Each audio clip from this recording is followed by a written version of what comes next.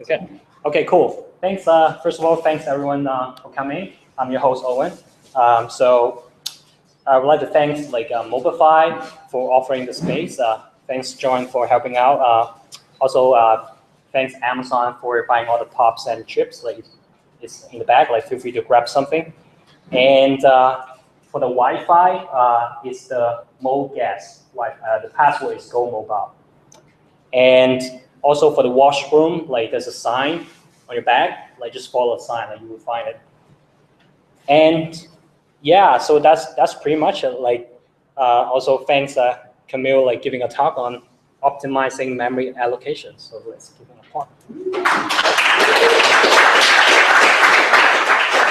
Okay, hi everybody. Thanks for coming here to listen to my talk.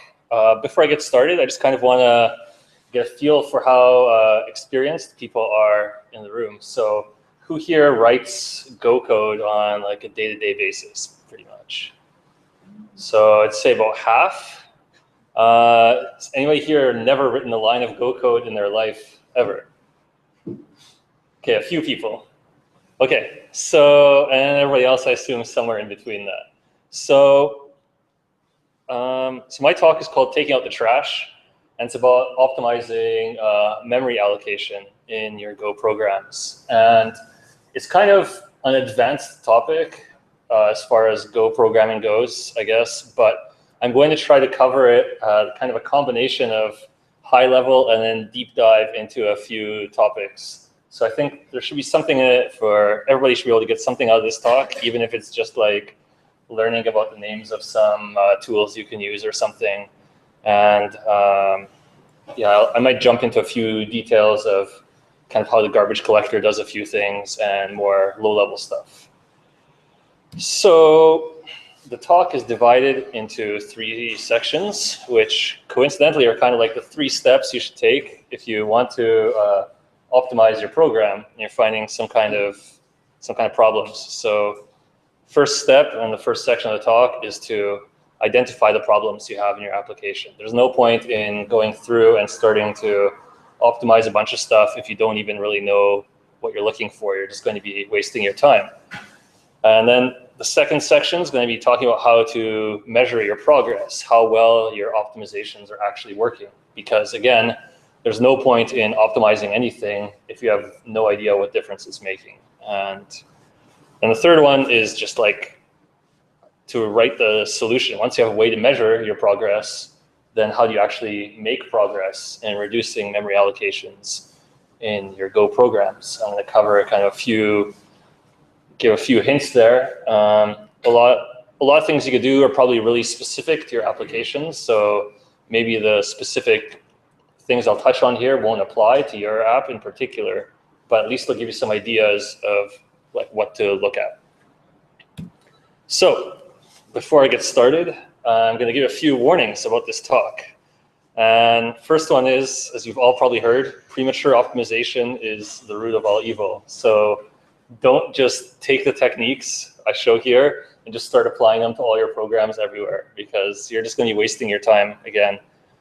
And as the second point here says, you won't need to use the stuff here probably 99% of the time, or maybe even more, but it's going to help you out in those other cases where you're like, oh crap, I've got this memory problem, what do I do? That's kind of what it'll help with. And the third point is kind of like in the golden rule of carpentry is to measure twice and cut once, and it's kind of make sure you actually identify the problem before you go and try to apply a solution, because some of these things kind of changes what the easiest way to write the program is into kind of a little bit more difficult way, but makes it more efficient. And so you don't want to do that unless you absolutely have to. So make sure you've measured where you're going to be applying that before you actually go applying this.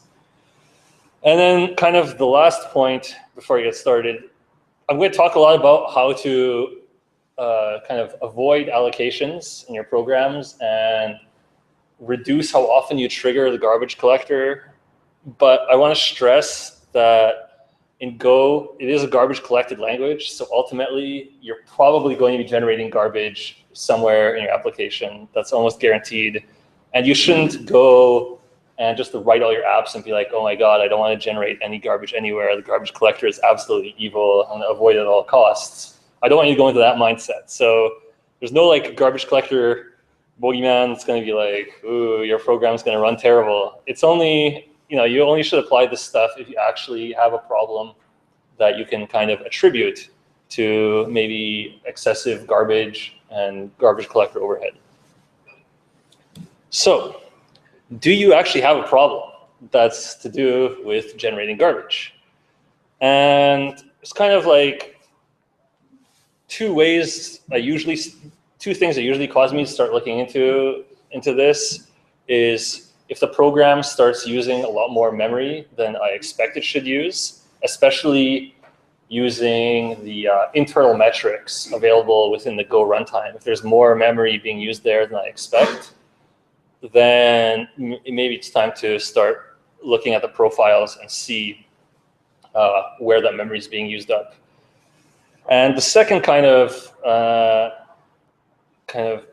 guess symptom that I see is if you have a service, like a network service, and in your Graphite or whatever stats system you happen to be using, if you're looking at your latency graph and you see periodic spikes in latency, it would be like really obvious, and they kind of tend to stand out. And maybe they start happening every few minutes. You'll have a spike that bumps your latency to like 10 times what it normally is. That's a good sign that the garbage collector has triggered. And if that's happening often, then maybe you're not going to be meeting your like service level guarantees or whatever. So that's also another symptom that would cause you to look at memory allocation. So some background about how Go, the runtime, allocates memory. So if you've ever programmed in C and C++, you have pretty direct control of where your memory is allocated. Generally, if you have variables that are defined in a function, those variables are going to be allocated on the stack. And then if you want to allocate stuff on the heap, you would use malloc or one of those other functions that will allocate heap memory for you. And Go does not give you that kind of control. So it's not really up to you when you write Go code. You just kind of declare variables and you use them. And you don't know or care whether or not those are on the stack or the heap. And I would say in the vast majority of cases, vast majority of programs, you should never have to worry about that detail. But it's also useful to know what the runtime does in some cases where performance becomes important. So does everybody here know the difference between the stack and the heap? Does anybody not know what the stack or heap are? Okay, so basically the stack is kind of like an area of memory that's allocated. Usually more space is allocated when you enter a function. It allocates space for the kind of temporary local variables that are local to that function. And when you return from that function, it kind of just moves the stack pointer back to where it was before that function entered. And so that area is automatically freed. You don't have to have anything in the runtime that goes around and scans for unused portions of the stack. It just kind of happens automatically.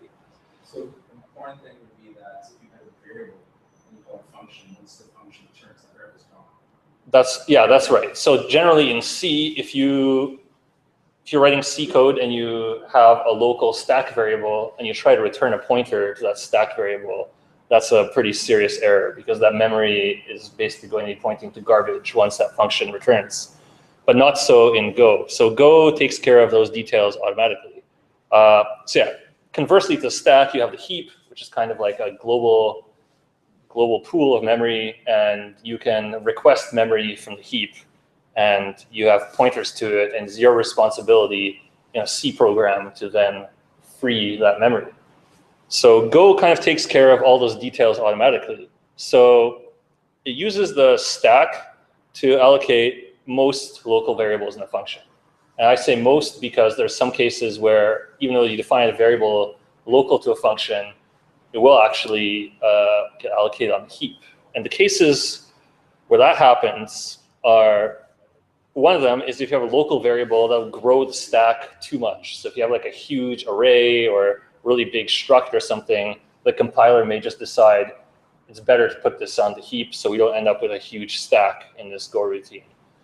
And there's many reasons why the runtime prefers smaller stacks, but I'm not going to get into that detail. And the other reason, which is by far the most likely, is the compiler can't prove that that variable is not referenced inside the function. So say you create like an int in your function, and for some reason, say you return a pointer to that int. In order for something that called your function to still have a valid reference to that int, it needs to ensure that that memory where that int was is not used for anything else. And the way that the runtime will do that is by allocating the int on the heap. And then you now have this variable, which is a pointer that points to this memory region on the heap. So then the question becomes, how do you free the memory that you've allocated on the heap? And there's really no explicit way to do that in Go. And that's where the garbage collector comes in. And the garbage collector is basically responsible for freeing unused heap memory. And we refer to that as garbage because you have memory that you were previously using and you're not using now, so it's time to throw it away. And so I'm going to get a bit more into how the garbage collector works next. So the kind of things that become allocated on a heap are things like pointers generally. But another thing that is surprising to some people that will get allocated on the heap is, say, slices. So as you can see in this diagram, which I got from this really excellent Russ Cox blog post about Go data structures, a slice is basically just kind of a header that describes area of memory. So in this diagram, we have two slices, X and Y, and X is kind of a subslice of Y, and they both point to the same underlying memory. So even though you can conceptually think of the slice being passed by value, what's being passed by value is kind of a description of this memory layout.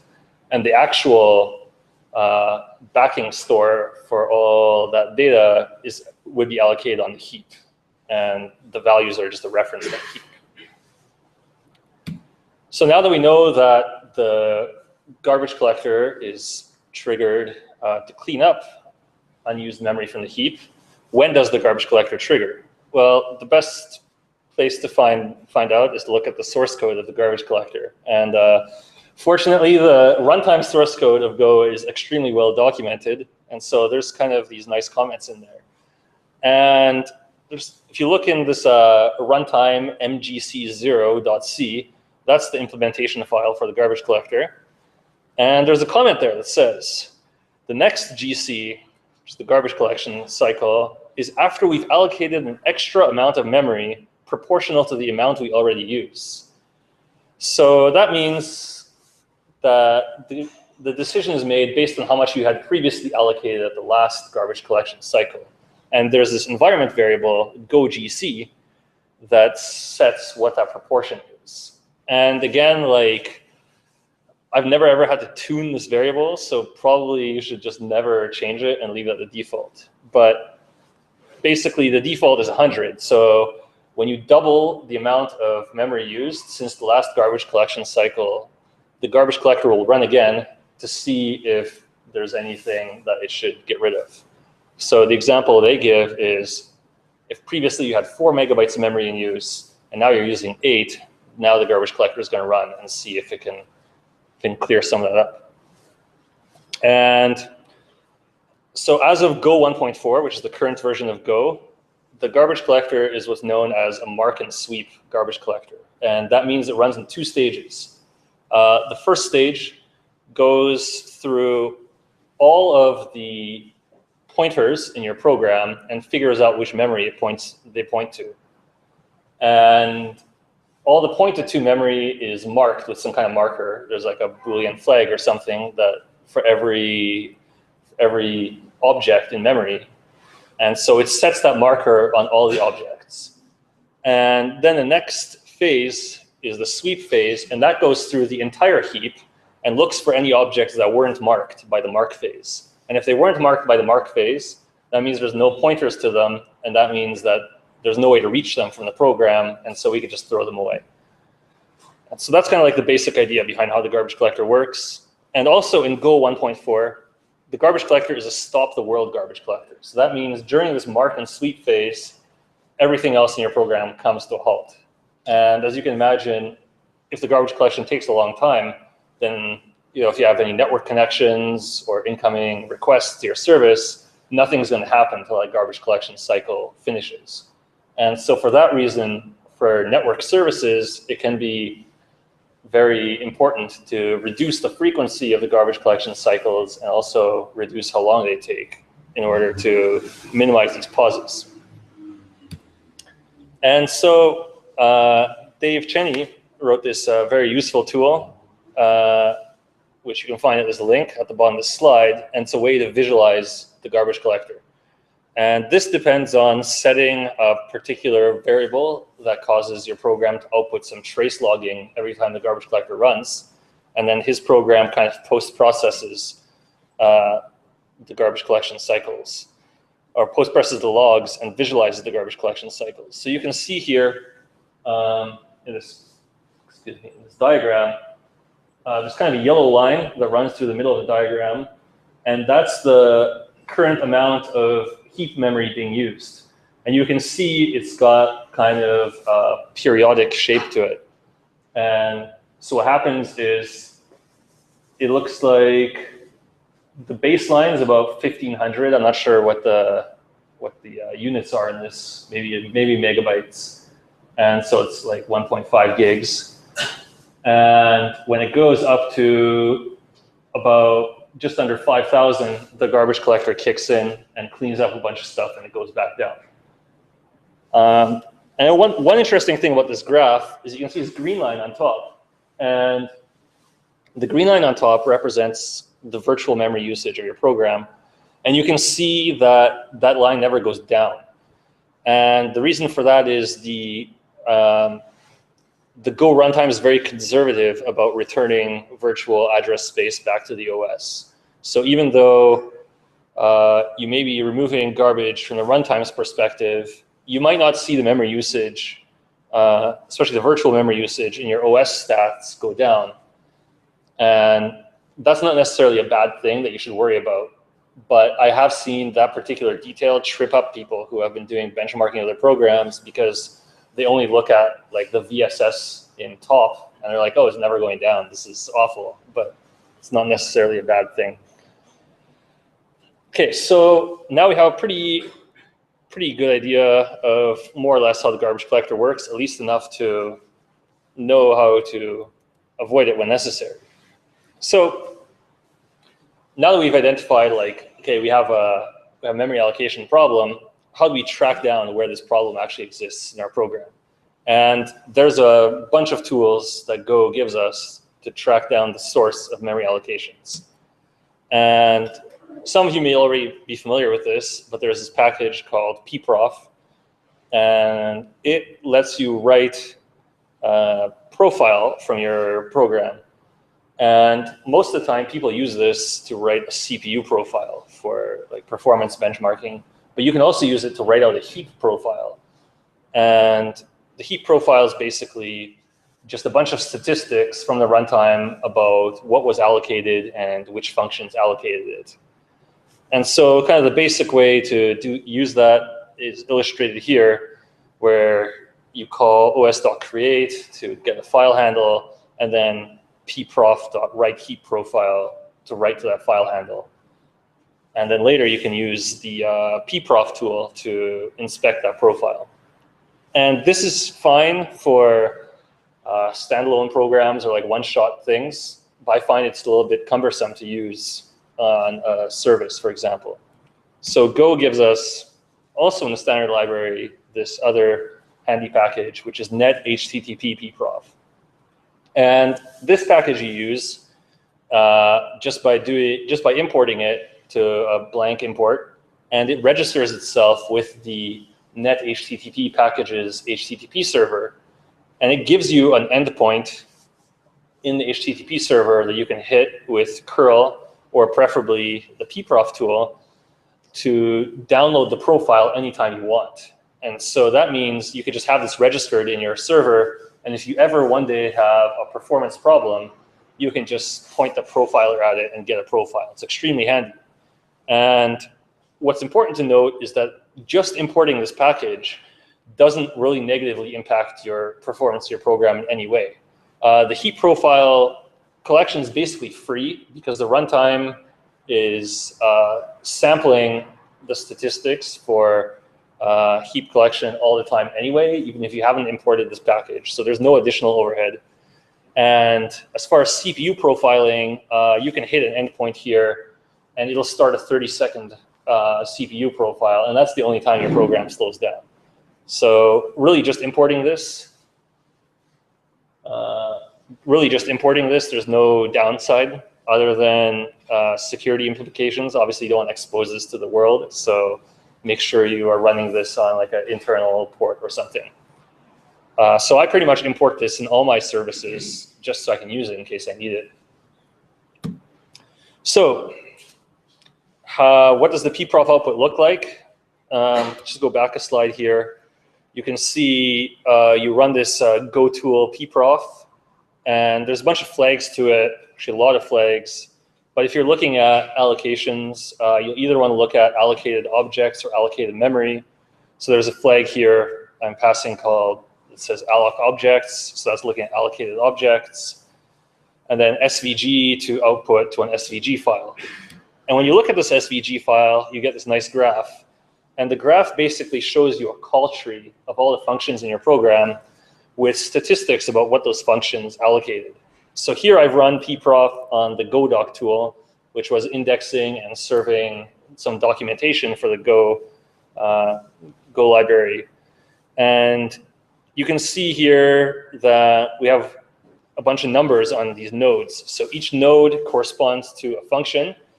And if you have an arrow pointing to another node, that means that the function called to the other one. And now you have two numbers in each box. The first one is the number of objects allocated inside of that function. And then the second number is kind of the cumulative allocation. So that's everything in that function and all the functions that that function also called. So here you can kind of find what are the points in your program that are the hotspots for allocation. Yes, Owen? Is there any formal indication of turning on the profile in production? No, not really. Okay. No, not for the heap profile. It's fine. Yeah, so the runtime, yeah. Okay, so I think that's it as far as like this, the output of this tool. So you can kind of use this to find the nodes and also sizes the nodes based on how much they allocate. So you can kind of just look at the graph, look for the biggest nodes, and kind of go from there and figure out what's actually allocating all the memory. So for the allocated object, the data is over the lifetime of your program. So the allocated stats may give you very large numbers, but you have to keep in mind that that's over the entire lifetime of your program. If your server's been running for a really long time, obviously this number is going to be very big. And second point is that this isn't like fully accurate about every single allocation that happens. This is sampled every X allocations, and the rate of that is set by this runtime memprofile rate variable. And so if you set this number to be really frequent, obviously your program is going to run slower. So it's usually it's best to just leave it at the default unless you're really diving in deep.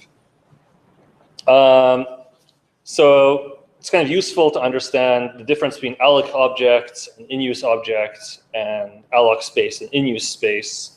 So as I already mentioned, alloc is over the lifetime of the program. In-use is what's currently being used. So if you look at alloc versus in use, you'll get two graphs and you kind of compare them.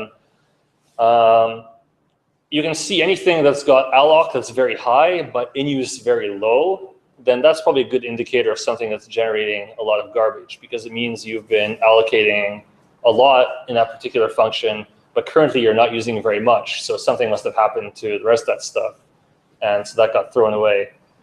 So you might have to look at the profiles over a series of samples. Like you might have to look at a few profiles to get a good idea of what's actually being discarded versus what's actually being kept. And you might just know from your, like how your program works. If it loads a bunch of stuff at the very beginning to do some kind of pre-processing, then that might cause a big spike in a part of the graph, but that's okay because that was only at the start. So if you want more information about how the profiler works, there's a slightly out-of-date article on the Go blog. I think it's from 2011, but the profiler is basically still almost exactly the same. The Go tool that actually analyzes the profiles was rewritten in Go 1.4, and a whole bunch of new features got added. So that's really the only major difference. The packages in the runtime are exactly the same. So now that we know where these memory problems are in our programs, how do we go about fixing them? Well, usually the first step should always be to write a benchmark. Ideally, your program will be structured in a way that this will be really easy, and you'll just be able to call a function in a loop and get some statistics on it. So again, Go makes benchmarking very easy. Writing a benchmark is almost exactly like writing a test, except instead of writing a function that starts with test something something and takes an argument of testing.t, we write a function called benchmark something something and it takes an argument of testing.b. And this b value that's passed into your function is going to have a variable n, which is the number of samples that you should produce in your benchmark. And so pretty much you're just going to loop over,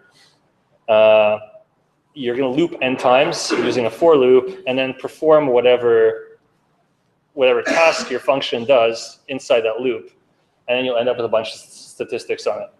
So here for this example, I've got a function that generates IDs from strings.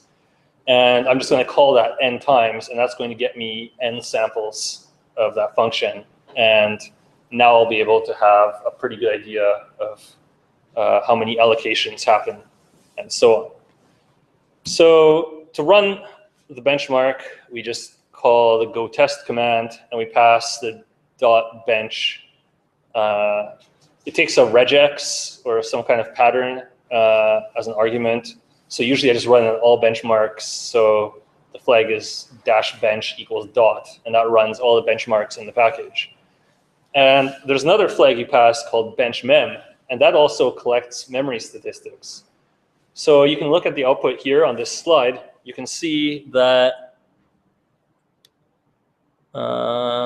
yeah, so it ran this benchmark 5 million times. So that's pretty good sampling. And we can see that it took about 421 nanoseconds every time we generated an ID.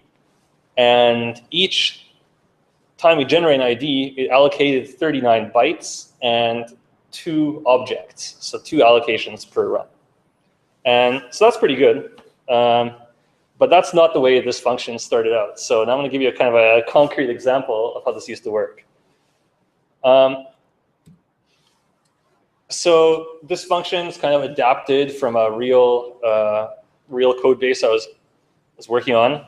And basically what it did is it took a ID, which was a string in the form user at domain/resource, and returned the components so they can be in kind of like a destructured form in a struct type.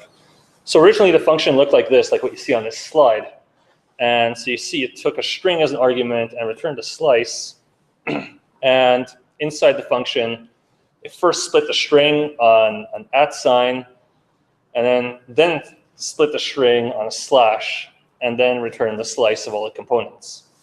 And to most people, this looks like pretty innocent. This is probably how you would do it in like Ruby or Python or any other language these kind of convenient functions. And in fact, probably in the vast majority of applications, the way it's written here would probably be totally fine. And you could just go ahead and use this. But in our particular case, we're writing kind of like a messaging server. And this was called on every single message the server received, which may contain 2 or 3 or more of these IDs inside the message that will have to be parsed. And so if we're receiving a lot of messages, and this is generating a bunch of garbage, then that means we're going to be generating a lot of messages times the number of IDs times the number of allocations in this function every single time. And that can potentially be a lot. And in our case, in the profile output, it was a pretty significant contributor. So I kind of set out to figure out if there's any way we can reduce this. And in fact, there was. Give a brief segue to this handy compiler flag that you can pass to Go build. And to pass flags to the Go compiler from Go build, you use the GC flags flag, and any flags after that go to the compiler. And there's this M flag, which performs escape analysis and a bunch of other handy kind of analyses on your programs, such as which functions can be inlined and so on. But it tells you, for example, which local variables in the function escape to the heap. And in this case, you can see on line 4 and line 17, the string slice literal escapes to the heap, which, as I already discussed, most slices, the backing memory is actually allocated on the heap. And so if we go back to this function, we can see that it returns a string slice. And those lines 4 and 17 are kind of the 2 returns. So either we're returning a slice of empty strings, or we're returning these three particular string splits. So how do we optimize this function? So here's the improved version. And you can see, for one, I'm no longer returning slices. I'm actually just returning 3 strings. And since we're always returning 3 strings, what's the point of returning a slice? We could just always return 3 strings. And a string that's a substring of another is really just another slice header. So there's no extra allocation going on there. So that's free. And then the other difference here is originally we were using split. Now what split does is it takes a string and returns a slice of strings. Now again, we have slices. And as we know, slices result in memory allocations. So using split is always going to allocate you a slice. So yes? When you return 3 strings, what is that going to do? Is that like registers? Is it like return pointers, registers? Or? Yeah, when you return, so the question was, what is returning 3 strings actually doing? So each string is really just a pointer to a segment of a byte array. So returning a string is really just returning a pointer and offset and a length. So it's kind of 3 things. Yeah, it's basically a slice header. And that's just returned by value. So there's no allocations going on there. So the other thing I've done is remove the splits, because we're always splitting into 2 things. And so we could just use, just locate the marker we're splitting on and just use offsets to index into the string. And again, doing it that way, we avoid any kind of allocation. So we've gone from, I don't remember what this was originally, because there may have been more than one allocation inside a split, but we've basically gone from a bunch to 0 in this example. So now we have this split ID that does 0 allocations. So way better. And how we know it's better is, again, we run our benchmark, which we did before. And we use this other handy program that comes with the Go runtime called benchcomp. And this does a comparison of 2 benchmark outputs and gives you the deltas. So our benchmark actually wasn't on this split function. It was on a new ID function. But you can see in this example, we've gone in new ID from 7 allocations to 2, which is a 71% reduction in allocations, which is a pretty big win. And we also gone from 255 bytes to 105 bytes. That's almost a 60% reduction there. And it's also faster. So basically, we made everything better. So yeah, that's basically the technique I would use anytime I was trying to do this kind of reduction. And you can use benchcomp for speed improvements just as easily. As you can see, there's speed improvement here actually of 54% as well. Yes, that comes with the Go runtime as well. So all of the tools I've shown so far, except for that garbage collection visualizer, those are all included with the Go distribution. So that's pretty much the meat of things. And I've got a few other examples of how you can reduce allocations, just kind of tacked on to the end of kind of a few techniques I like to use. So one of them is to reuse slices. So every slice, you're generally going to be allocating something, especially if things are going on in a loop. So one nice thing you could do is to reuse existing slices. So here what I've got is I've got a slice B, which is going to be a filtered version of slice A. So one thing I could do is just allocate a new slice B, range over A, apply my filter function. If the value matches, I append it to B. But the other thing I can do is if I don't need A anymore after I've done this filtering, I can just make B a zero length slice of A. So that means it's pointing to the same memory address that has zero length. And now when we append to B, it's just going to grow the length of it, and it's going to grow into that existing slice until it reaches the capacity, at which point it'll have to allocate a new one. But since we're filtering, there can't possibly be more elements than we started with. So we're always going to just reuse the same memory. And this is really handy if, say, you're doing this filtering many times in a loop, and you are discarding that A slice every time. You can just have one slice outside of your loop that you reuse every loop iteration. And every time you filter, you're just going to reuse that same memory. And it can save you a lot. Now another way you can save memory, and the Go standard library uses this all the time, is instead of having a function that returns a slice like that split function does, you can have a function that takes a slice as an argument and fills it. And that's like what the net.con interface does, and a whole bunch of functions in the IO library do. And the benefit of doing it this way is that the caller of your function is in control of the memory allocation. So in this example here of reading from a network connection, we allocate a buffer of 100 or 1024 bytes, and we call con.read with the buffer as an argument, and con.read returns the number of bytes it read into our slice. And then we can do something with that buffer and just slice into that buffer using the n that's returned from read. It's extremely efficient. And so usually you'll be doing this in a loop because you'd have a network connection that's persistent, and you'd be reading from it over and over again, and you just keep reusing this same buffer of 1024 bytes.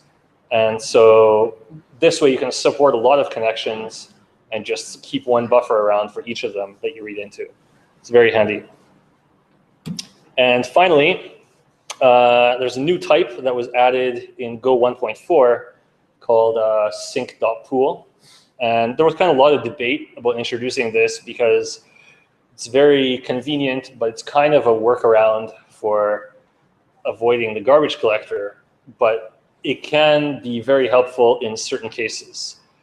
And from the documentation, it says the purpose is to cache allocated but unused items for later reuse. And so basically what this means is that you'll allocate the items initially, but then instead of just dropping all references to them so they can be garbage collected, you'll just put them into a pool. And then next time you need to allocate one, instead of just allocating it, you'll look in the pool first to see if there's any that already exist. And so this is really useful if you have something that you kind of allocate fairly infrequently within a garbage collection cycle, but maybe is very expensive. So in the standard library, where they use this is like regular expression engines, or they use it in the zip package for decompressors because they have a fair amount of kind of bookkeeping data structures they need to keep around. And so maybe you only ever need 10 of these things at a time, but you'll need to use them 1,000 times. Well, now you could just get by with allocating 10 of them in one garbage collection cycle instead of 1,000. Yes, question. Presumably, you've got to make sure that you clear down the infrastructure. You've got to clear down any variables within that structure because they'll be what they used to have. Exactly. Yeah. So you do have to use this quite carefully. If you look at the examples in the standard library, most of the types that are in these pools, they have some kind of reset method that is called after a value is pulled from the pool, because you have to have a way to clear anything that was already in there from the last user. And you also have to make sure you return it back into the pool. Otherwise, this whole idea is kind of useless. It does rely on using empty interfaces, which can also be a drawback because reflection is kind of expensive in Go. So again, this is something that you would really use in very specific cases where you can prove it makes an improvement. This isn't just something you would toss into any program where you think it would help out. Okay, so that completes my talk. And just kind of in summary, there's no explicit means of control over memory in Go, like malloc and free, but there's lots of things you can do kind of just with the facilities Go gives you to optimize things as far as allocation go. And kind of to drive the point home from the beginning of the talk, you really don't have to worry about most of these details unless you really need to. But when you do, at least you have some way to deal with the problems. And yeah, finally, as I mentioned before, there's a lot of these powerful tools for digging into your program that come included already with the Go distribution, which is one of the things I actually really like about the language compared to working with like Python, which was my background before, where you have to rely on a lot of third-party tools to figure these things out. So yeah, thank you, everybody.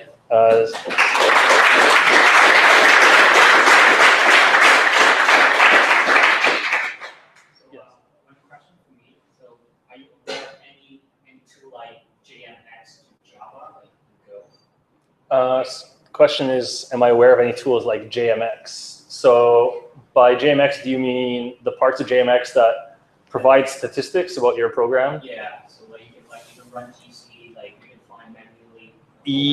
So there's, I believe JMX is some kind of like stats collection facilities and a way to expose counters and so on. The Go standard library actually does have something like that right in the standard library. It's not, doesn't seem to be very widely used, but and in fact, I don't even remember what it's called, but let's look it up. The package is the, if I can find it here. Yes, there's this XBavar package in the Go standard library. And this is a way to kind of register variables that are exposed via an interface. And I believe there's an HTTP interface for this somewhere, if not in the package itself, somewhere else. But yeah, I think there's an HTTP handler just right in this package that you can give access to a bunch of statistics. But I think the simplest thing to do is just to include that pprof package. There's a lot of, you can get a lot of the information from there. But yeah, XBavar also gives you access to a bunch of GC counters and stuff like that remotely. Just a question.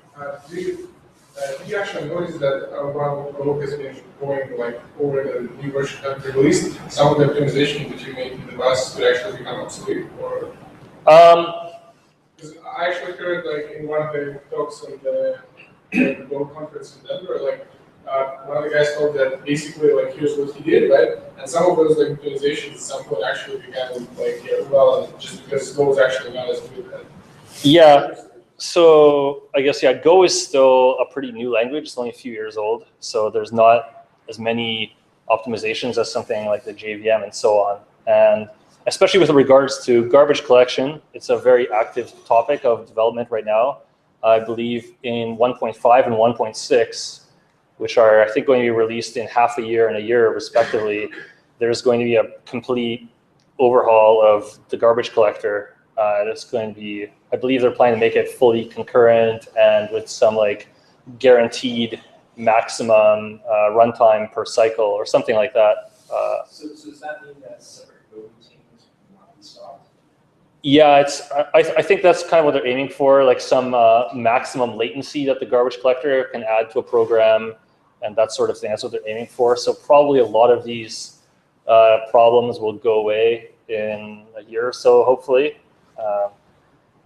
Yeah, but it's always good to make less work for the garbage collector. But still, those like tips are actually useful anyways because you just benchmark it. Exactly. Yeah. Yeah. If you have the benchmarks, you can know if there's improvements. So it's helpful. Yes. Next question.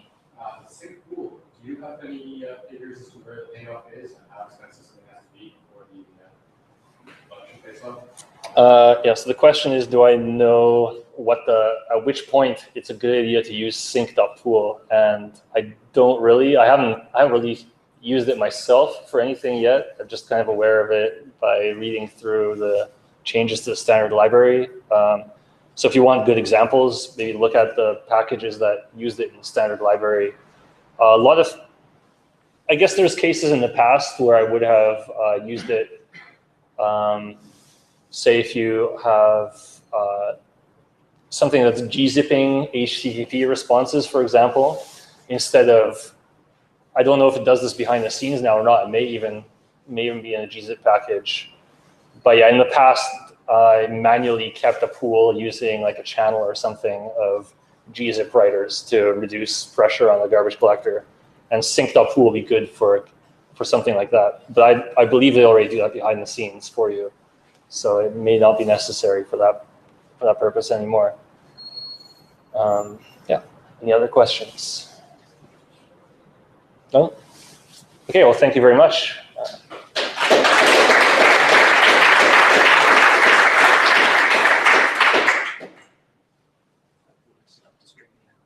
Okay. All right, so actually what comes next is a roundtable discussion.